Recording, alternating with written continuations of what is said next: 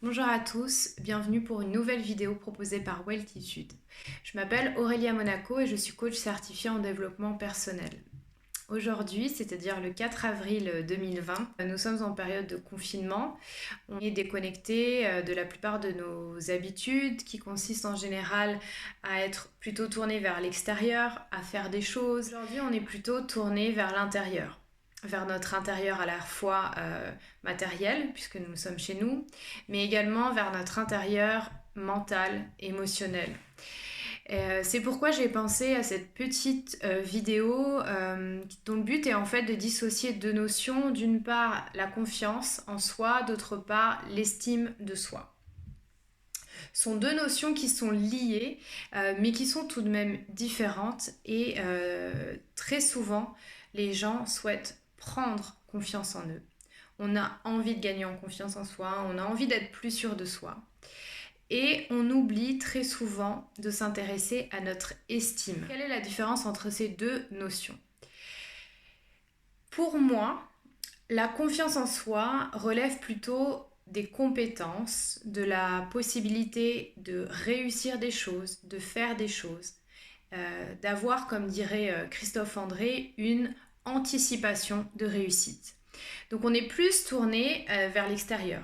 Des choses, aller au travail, on a fait des études, on a des compétences, on les met en pratique. Ça peut être aussi dans notre zone de confort, avec nos amis, dans nos relations personnelles, dans un sport. On a une forme de confiance. Ça peut être également une confiance plutôt générale en soi, en ses capacités à gérer sa vie par exemple. De l'autre côté, on a plutôt une notion intérieure, l'estime de soi, qu'on n'évoque pas forcément. Pourquoi? Parce qu'en fait, cette notion est tellement intérieure que l'on a tendance à l'oublier. Elle fait en fait partie de nous. L'estime de soi, c'est quoi? Pour moi, c'est la valeur inconsciente qu'une personne a d'elle-même.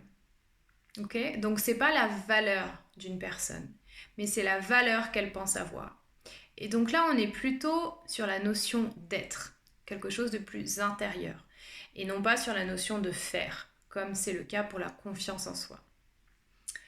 L'estime de soi se construit chez chacun d'entre nous très tôt, dans l'enfance. La plus charnière est celle entre 0 et 7 ans. Et finalement résulte de notre environnement familial, scolaire, en tout cas de notre environnement proche.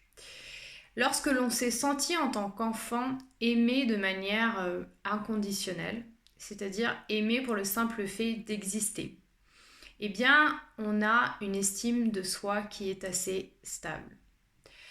En revanche, lorsqu'on est dans le ressenti en tant qu'enfant de ne pas être aimé pour ce que l'on est, et donc ça ne veut pas forcément dire qu'il y a eu des fautes, mais c'est simplement un état de fait qui a été intégré par l'enfant. Par exemple, un enfant peut se sentir rejeté parce que l'un de ses parents ne serait pas assez intéressé par cet enfant et plus par son frère. Donc c'est tout un phénomène qui se construit très tôt et qui s'intègre en nous, qui fait qu'à un certain moment, à l'âge adulte, on n'en a plus conscience. Puisqu'en fait, c'est une construction vraiment intérieure et très ancienne. Ça fait partie de nous. Donc l'estime de soi, finalement, se matérialise dans nos relations plutôt intimes et dans notre relation avec nous-mêmes. J'ai confiance en ce que je dis, mais il y a une voix à l'intérieur de moi qui pense que je ne suis pas à la hauteur, que les autres personnes sont meilleures que moi. Je peux aussi croire que je suis bien meilleure que tout le monde et me créer une forme de personnage pour rassurer une estime intérieure qui est plutôt faible. Pour en revenir aux deux notions, lorsque l'on a une faille dans la confiance, dans l'estime de soi, cette faille peut être réparée pendant toute sa vie, puisqu'en fait, même si l'estime est construite lorsque l'on est très jeune, elle continue à bouger. Donc les événements de la vie vont soit la renforcer, soit la fragiliser. Très souvent, on se rend compte qu'on a un problème d'estime de soi dans nos relations, comme je le disais, personnelles, dans notre comportement avec nous-mêmes. Par exemple, ça va être ne pas s'autoriser de se tromper, de se mettre une énorme pression pour être parfait ou parfaite, d'être sur la défensive. C'est-à-dire que j'ai l'impression que le fait de simplement être qui je suis n'est pas suffisant. Pour renforcer l'estime de soi, il y a plusieurs axes. Selon moi, l'un des premiers est d'apprendre à se connaître, de faire une introspection, le moment idéal actuellement pour le faire, c'est-à-dire de faire le point sur soi et de se demander qui je suis, qu'est-ce qui me plaît, comment mon estime s'est construite, qu'est-ce que ma petite voix me dit. Donc de faire une introspection et de prendre conscience de ses qualités, mais aussi de ses défauts. Je mets défaut entre guillemets parce qu'en fait, c'est une forme de jugement que l'on a sur soi lorsque l'on considère que l'on doit avoir que des qualités et pas de défauts.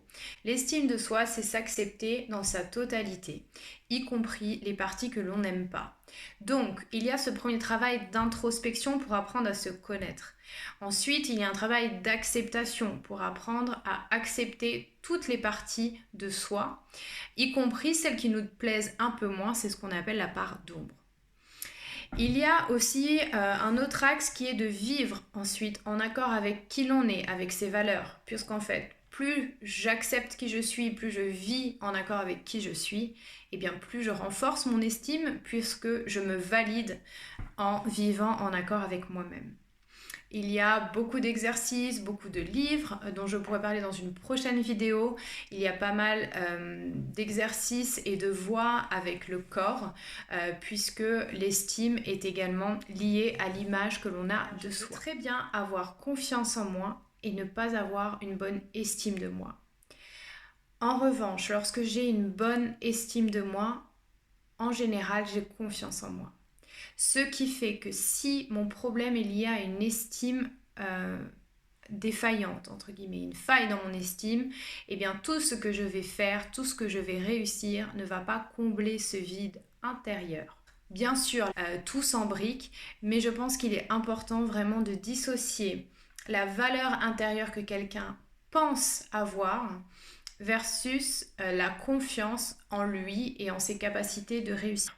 Surtout en cette heure si particulière où on est déconnecté de la plupart de nos actions et qu'on peut se retrouver face à soi-même.